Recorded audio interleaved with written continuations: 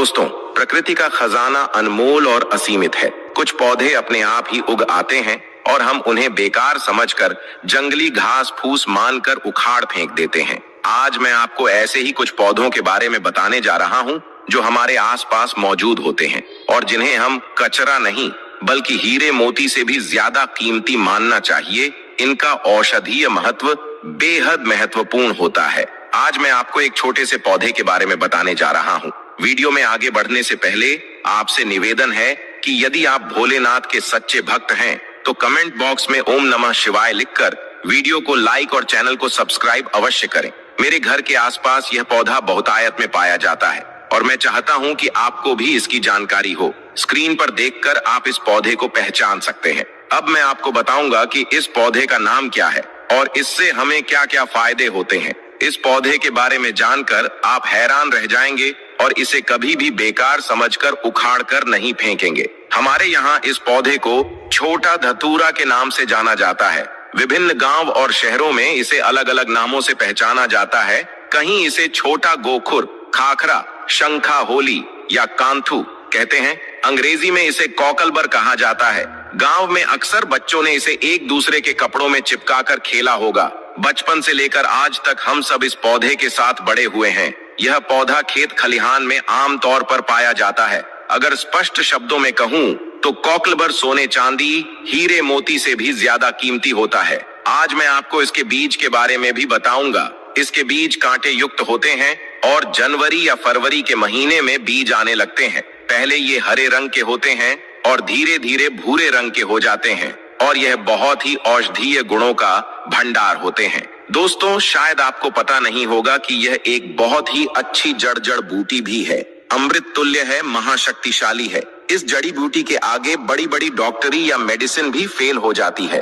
तो अब से आप सभी इसे कचरा या सिर दर्द समझकर ना फेंके। यह एक पावरफुल जड़ी बूटी है जो कि बरसात के मौसम में अपने आप ही लग जाती है। कांटे युक्त इसके फल होते हैं। दोस्तों, हम सभी को भारत भूमि को धन्यवाद करना चाहिए। हम ऐसे देश में रहते हैं जहां आज भी यत्र तत्र सर्वत्र जड़ी बूटियां हर जगह फैली हुई हैं। इन्हीं जड़ी बूटियों के लिए विदेशी लोग तरसते हैं कि कहीं से उन्हें यह पौधा मिल जाए। तो ईश्वर का हमें धन्यवाद करना चाहिए कि हम ऐसी भारत भूमि में आज भी रहते हैं जहां पर अमृत की तरह शक्ति रखने वाले पेड़ पौधे आज भी मौजूद हैं। दोस्तों, आप सभी देख लीजिएगा कि एक दिन ऐसा जरूर आएगा जब हर कोई इन पेड़ पौधों को अपने गले लगाएगा, जड़ी बूटियों को गले में पहने और अंग्रेजी दवाइयों को छोड़ करके इन्हीं की तरफ दौड़ता हुआ चला आएगा।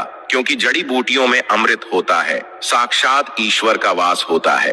अभी तक यह जानकारियां अनभिज्ञ थी, लोगों को पता नहीं थी, लेकिन हमारे चैनल के माध्यम से हम हर किसी को जागरूक करने का पूरा प्रयास कर रहे हैं ताकि लोग अंग्रेजी दवाओं से शरीर को सही जल्दी कर लेते हैं, लेकिन बाद में बहुत ही जल्दी शरीर अंग्रेजी दवाई के सहारे चलने लगता है। ऐसी दवा शरीर को जीते जी ही मार देती है, लेकिन पेड़ पौधों से निकला अमृत शरीर को अमर बना देता है, ताकतवर बना देता है, बुढ़ापे में भी जवानी की शक्ति रखता है। तो चलिए अब मैं आपको बताती हूँ कि किन किन बीमारियों में यह फायदेमंद है। देखिए, इसकी जो पत्तियां होती हैं उन्हें पीस करके अगर इनका रस निकाल करके अपने बालों में लगाया जाए तो आपके बालों का गंजापन दूर हो जाता है, नए बाल उगना शुरू हो जाते हैं।